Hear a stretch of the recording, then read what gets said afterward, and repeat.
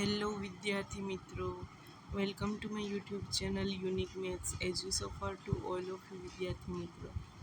આજે આપણે વાત કરવાના છીએ ધોરણ 6ના વિદ્યાર્થીઓ PSC primary scholarship entrance exam જે આપવાના છે એના વિશે આપણે આજે વાત કરીશું.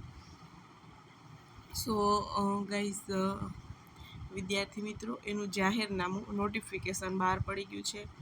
એક્ઝામની તારીખ શું છે, ફોર્મ ભરવાની તારીખ શું છે, પરીક્ષાનું માળખું શું છે, એ બધી બાબતો વિશે આપણે આજે चर्चा करीशू जेना नोटिफिकेशन में आपेल है. सो गाइज, आपने अभी तक वीडियो को लाइक नहीं किया है और ये वीडियो को लाइक कर दीजिए और चैनल को सब्सक्राइब कर दीजिए. सो हम बात करेंगे पीएससी नोटिफिकेशन के बारे में. सो हरी अप, चैनल में जुड़ जाए. जे पीएससी नी एग्जाम है, प्राइमरी स्कॉलरशिप एग्जाम, એ રાજ્ય પરીક્ષા બોર્ડ ગુજરાત ગાંધીનગર દ્વારા લેવામાં આવે છે. વધારે માહિતી માટે વિદ્યાર્થી મિત્રોને તો તમારા જે ફોર્મ છે પરીક્ષાના ફોર્મ એ સ્કૂલથી જ ભરી દેવામાં આવશે અને એની વેબસાઇટ છે www.sebexam.org. આના પર, આ વેબસાઇટ પર તમારા ફોર્મ ભરાશે અને એની તારીખ શું છે તો 25/3 લઈ અને 4/4 સુધી ઓનલાઈન ફોર્મ ભરી શકાશે. 25 માર્ચથી 4 એપ્રિલ સુધી. હવે વાત કરીએ તો જાહેરનામું બહાર પાડવાની તારીખ. જાહેરનામું ક્યારે બહાર પાડ્યું છે તો 24 માર્ચે જાહેરનામું બહાર પાડ્યું છે. પરીક્ષાના આવેદનપત્ર ઓનલાઈન ભરવાનો સમયગાળો 25/3 લઈ અને 4 એપ્રિલ સુધીનો રહેશે. પરીક્ષા માટેની ફી ઓનલાઈન ભરવાનો સમયગાળો જે છે એ 25 માર્ચથી 5 એપ્રિલ સુધી રહેશે અને પરીક્ષાની તારીખ છે 26/4/2025, એટલે કે 26 એપ્રિલ 2025ના રોજ તમારી પરીક્ષા લેવાની છે. હવે તમારી આગળ એક જ મહિનો રહ્યો છે, એટલે બધા વિદ્યાર્થી મિત્રો ખાસ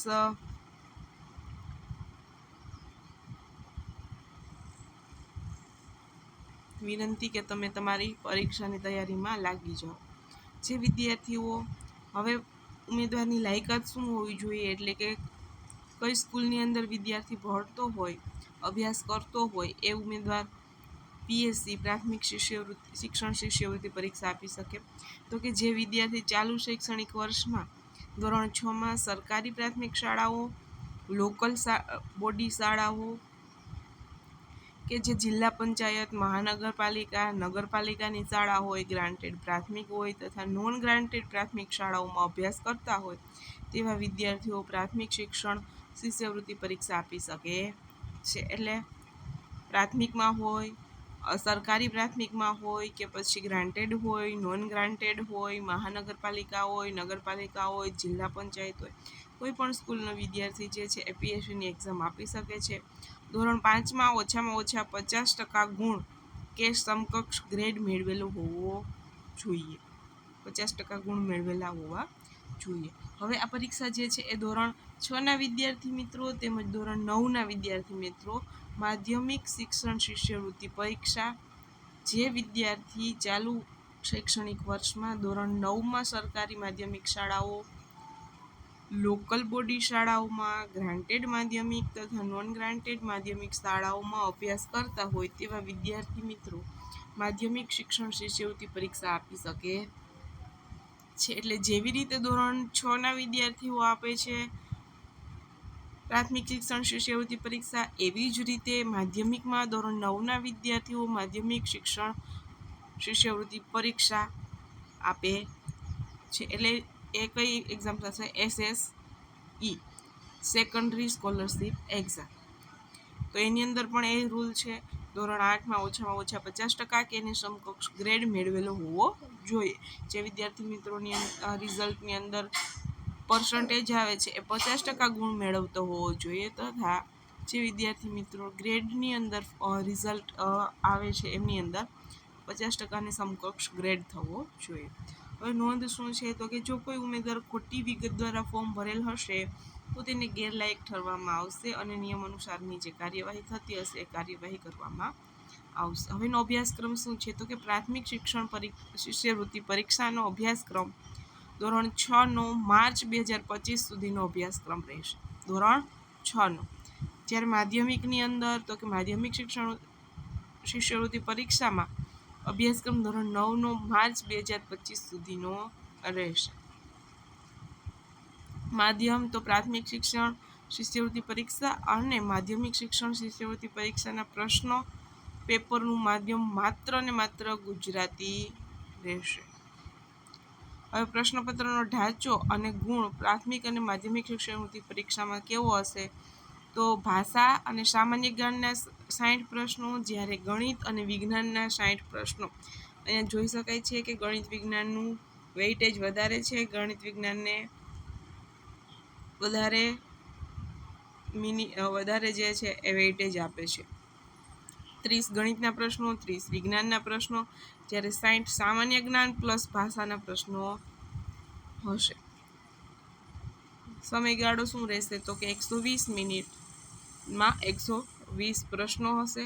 30 પ્રશ્નો ગણિતના હશે, 30 પ્રશ્નો વિજ્ઞાનના હશે, 60 પ્રશ્નો જે છે એ ભાષા અને સામાન્ય જ્ઞાનના હશે. ભાષાની અંદર ગણિત, ભાષાની અંદર આવશે ગુજરાતી, હિન્દી, અંગ્રેજી અને સામાન્ય જ્ઞાન જીકે. હવે પરીક્ષાની ફી તો બંનેની અંદર પ્રાથમિક શિક્ષણ શિષ્યવૃત્તિ પરીક્ષા અને માધ્યમિક શિક્ષણ શિષ્યવૃત્તિ પરીક્ષા માટેની પરીક્ષાની ફી 100 રૂપિયા રહે છે. હવે ગ્રાન્ટેડ માધ્યમિક તથા નોન ગ્રાન્ટેડ માધ્યમિક શાળામાં અભ્યાસ કરતા વિદ્યાર્થીઓ પૈકી જે વિદ્યાર્થીઓ પરીક્ષા આપવા માંગતા હોય તે વિદ્યાર્થીઓએ પરીક્ષા ફી ઉપર દર્શાવેલા માળખા મુજબ ભરવાની રહેશે. સરકારી માધ્યમિક શાળાઓ,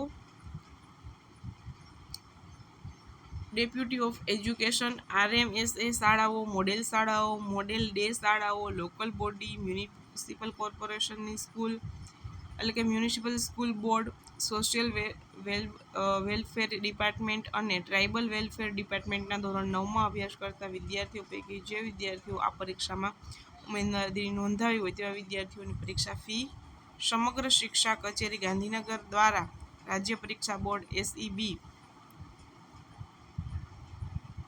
ગાંધીનગરે ચૂકવવામાં આવેલ છે, જેથી દર્શિત શાળાઓમાં અભ્યાસ કરતા વિદ્યાર્થીઓએ પરીક્ષા ફી ભરવાની રહેશે નહીં.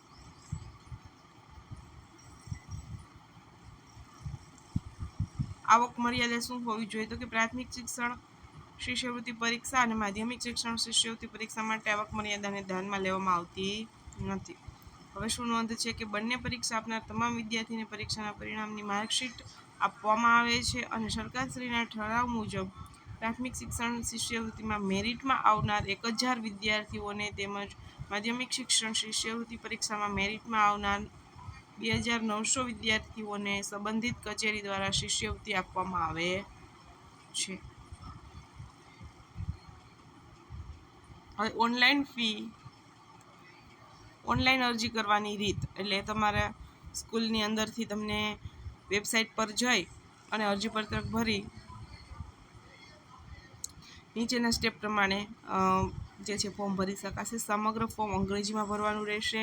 વેબસાઇટ પર જવાનું, એપ્લાય ઓનલાઈન પર ક્લિક કરવાનું. પ્રાથમિક શિક્ષણ પરીક્ષા ધોરણ 6 અથવા તો માધ્યમિક શિક્ષણ પરીક્ષાની સામે એપ્લાય કરવાનું. જે એક્ઝામ આપવાની છે એ એક્ઝામ પર જઈને એપ્લાય નાવ પર ક્લિક કરવાથી એપ્લિકેશન ફોર્મેટ ખુલશે. ફોર્મેટમાં સૌપ્રથમ માંગ્યા મુજબની તમામ માહિતી આપવાની રહેશે.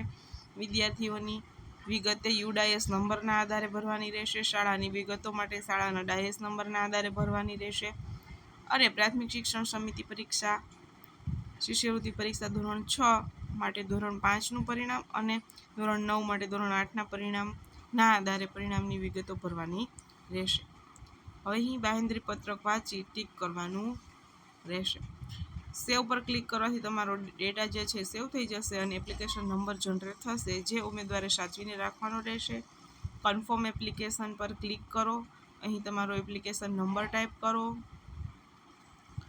અને ડેટ ઓફ બર્થ ટાઈપ કરો. ત્યારબાદ સબમિટ પર ક્લિક કરો. જો અરજી સુધારવાની જરૂર ન જણાય તો કન્ફર્મ પર ક્લિક કરવાથી અરજીનો બોર્ડમાં ઓનલાઈન સ્વીકાર થશે અને તે બાદ જ માન્ય ગણાશે. પ્રિન્ટ એપ્લિકેશન ફોર્મ કરી ફી ચલણ પર ક્લિક કરવું અને કન્ફર્મેશન નંબર ટાઈપ કરવો, ડેટ ઓફ બર્થ નાખવી અને સબમિટ પર ક્લિક કરો.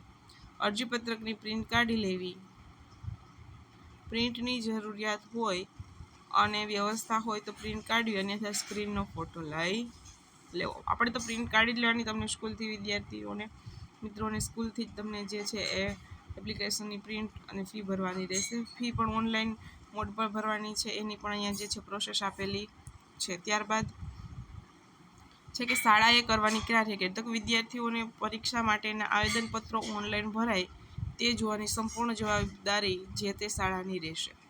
એટલે શાળાની જવાબદારી રહેશે પીએસસીના ફોર્મ ભરવાની. આવેદનપત્રો જમા કરાવવા બાબતે હાર્ડ કોપી રાજ્ય પરીક્ષા બોર્ડ ખાતે જમા કરાવવાના રહેશે નહીં, જેથી ઓનલાઈન ફોર્મ ભરતી વખતે સંપૂર્ણ તકેદારી રાખવી. હાર્ડ કોપી કંઈ જમા કરાવવાની છે નહીં.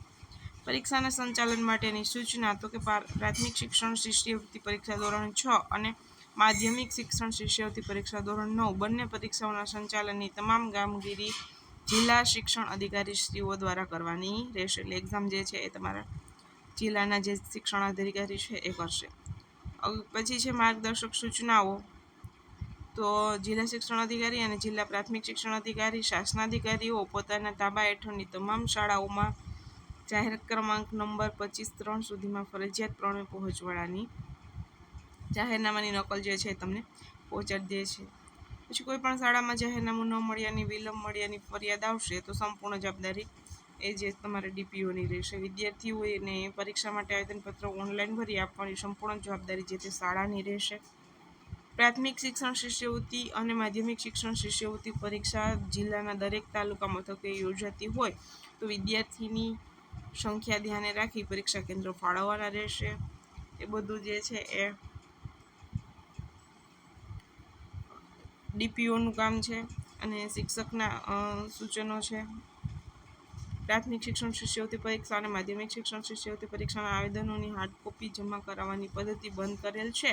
જે ઉમેદવાર મેરિટમાં આવે તે આવેદનપત્રોની ચકાસણી પ્રાથમિક શિક્ષણ શિષ્યવૃત્તિ પરીક્ષા માટે તાલુકા પ્રાથમિક શિક્ષણાધિકારી શાસનાધિકારીની કચેરી દ્વારા અને માધ્યમિક શિક્ષણ શિષ્યવૃત્તિ પરીક્ષા માટે જિલ્લા શિક્ષણાધિકારી શ્રી કચેરી કક્ષાએથી કરવાની રહેશે. એટલે જે છે એ સૂચનો માર્ગદર્શન સૂચનો છે એ શિક્ષકો માટેના છે અને જે છે જિલ્લા શિક્ષણ અધિકારીઓ માટેના છે. તો વિદ્યાર્થીઓ મિત્રો માટે ખાસ અગત્યનું જે છે એ શું છે તો કે 25/3 થી 4/4 સુધી તમારા ફોર્મ ભરાય છે અને 26/4 તમારી પીએસસીની એક્ઝામ છે. એટલે એક જ મહિનો બાકી છે. અને ખાસ તમારું પરીક્ષાનું માળખું 60 માર્કની અંદર ભાષાના પ્રશ્નો અને સામાન્ય જ્ઞાનના, જ્યારે બીજા 60 પ્રશ્નો જે છે એ ગણિત વિજ્ઞાનના રહેશે. એટલે 120 પ્રશ્નો, 120 મિનિટ, 2 કલાકનો સમય હશે. શાંતિથી પરીક્ષા આપવાની છે અને તૈયારી કરવા માટે લાગી જવાનું છે. સો ઓલ સ્ટુડન્ટ, બધા વિદ્યાર્થી મિત્રોને all the best of luck four PSC exam. અત્યારથી જ તમારી તૈયારી ચાલુ કરી દો. સો હજી સુધી વિડીયોને લાઇક નથી કર્યો તો વિડીયોને લાઇક કરી દો અને ચેનલને સબસ્ક્રાઈબ કરી દો, ખાસ કરીને જેથી તમને પીએસસીને લગતું જે પણ કન્ટેન્ટ મળે એ તમે વિડીયો વાઇઝ ચેનલની અંદર જોઈ શકો.